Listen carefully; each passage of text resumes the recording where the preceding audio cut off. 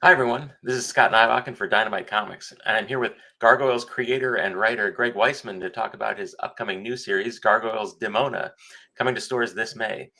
Greg, thanks for joining us on the channel. Thanks for having me.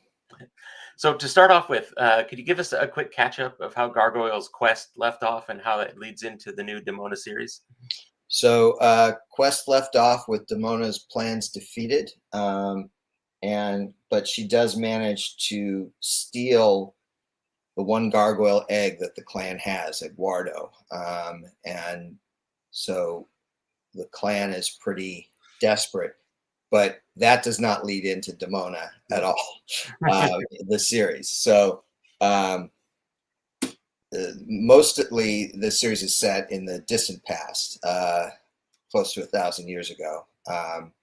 And the one exception to that is Demona Zero, which is coming out for Free Comic Book Day. And that's set in the midst of Quest. While the Gargoyles are searching for Demona, there's a bit in Quest where they talk about how they encountered her, but she managed to get away. And so this is one of those times that Demona encountered the Gargoyles while they were searching for her during her quest, but she escaped. So, and that Free Comic Book Day, Demona Zero, is sort of a prologue. It sort of tees up the adventures in the past that we're doing in the 5-issue Demona miniseries. So Quest is in the modern day, and the series before that, By modern day, you mean 1997? modern day, like modern day for in the Gargoyles universe, Right? Yeah. And then the previous one, Dark Ages, was set in the distant past. So with this in the past, is this part of a conscious plan to alternate chapters in the saga between the present and the past? Not for me. I sort of have all these stories I want to tell. Some are set in the present, some are set in the past. In fact, some are set in the future, although I haven't had a chance to tell any of those yet. Mm. So to some extent, it has to do with what Dynamite and or Disney are looking for next. I present them with probably more options than they need or want. And then they sort of say, yeah, let's do that one now. And so it's not a plan on my part because I just have these stories I want to tell. And to some extent for me, the order doesn't matter. Dark Ages is set before the TV series, even before the flashbacks in the TV series. Whereas Demona is set after Awakening, after City of Stones flashbacks. It's set slightly closer to now, but still in the 11th century when it begins, and it tracks from the 11th to the 13th century. Again, Demona was awake for 1,000 years while the rest of the clan was sleeping, frozen in stone. I'm not going to pretend that in 5 issues we're going to cover 1,000 years worth of material, but we are going to cover 5 snapshots, 5 moments in time for Demona that we think are significant. Yeah, and related to that, like the first issue of Demona is set in the familiar landscape of the British Isles, but I believe that you're going to be taking us on some far-flung journeys to exotic new locations in subsequent issues. Can you give us some hints about those upcoming stories? Well, I'm very, as you know, Scott, very spoiler averse. Yeah. But I will say that the first issue is set in Northumberland, which is in the British Isles, but not in a location that we've visited in Gargoyles yet. We are going to be on the open sea. We are going to be in France. And we've got a couple other surprises coming down the road in issues 4 and 5 that I just am not ready to divulge yet. Yep. And so Demona is one of the most complex characters in the Gargoyles universe. She's never been a simplistic, like one-dimensional villain. Am I right in thinking that we're going to gain some revealing insights into what drives her insatiable quest for power in this new title? Yeah, I mean, it's power, it's vengeance. We're going to see, again, Demona in an intermediate stage. In other words, this isn't the innocent angel from Dark Ages. but this isn't the full-on genocidal villain from modern day 1990s Gargoyles either. So what you're seeing is something in between those two moments, and we're going to reveal some of the rationale, at least from her point of view, of why she is the way she is. And again, I'm sort of hesitant to say, I don't want to oversell. I want to oversell it because I want people to buy the comic, but I don't want the expectation to be that, oh, all your questions are answered here.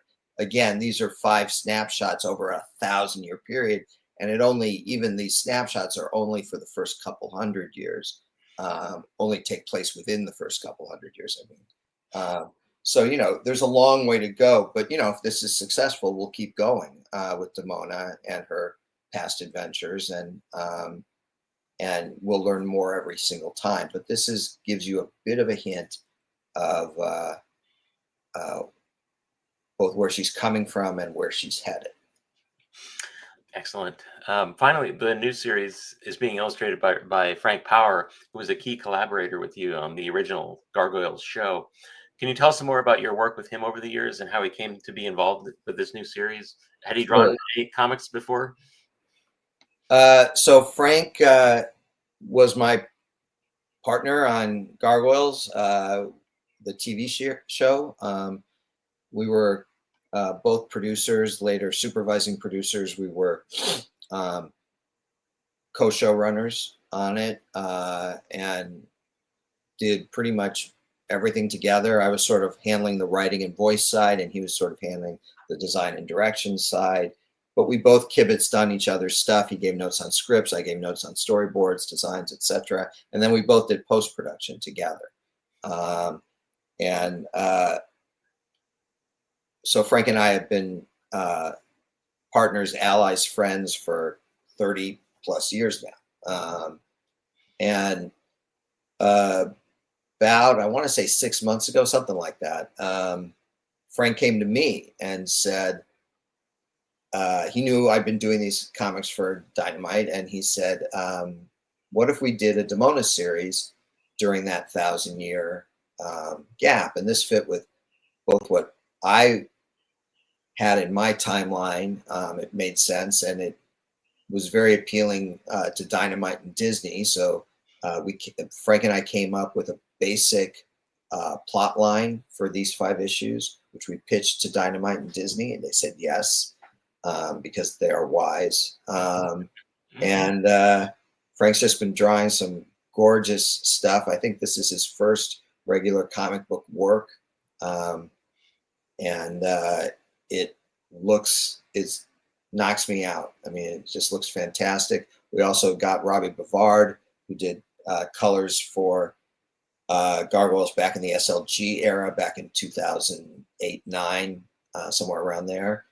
And Robbie's doing some gorgeous coloring work over Frank's pencils and inks. And so it feels a little bit like getting the band back together, with it. I'm working with old friends, and it's kind of joyous for me. Mm-hmm.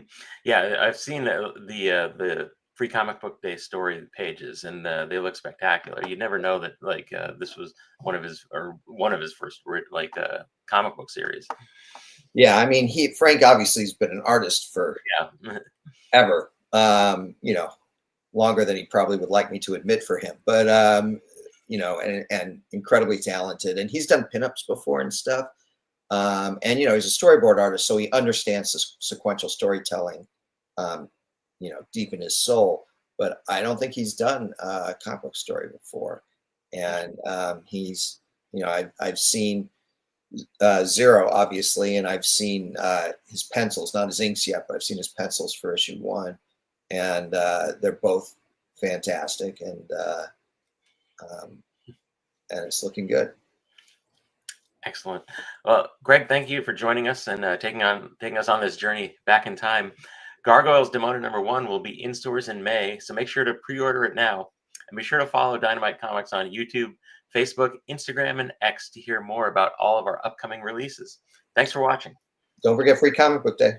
That's right. Free Comic Book Day coming up in May.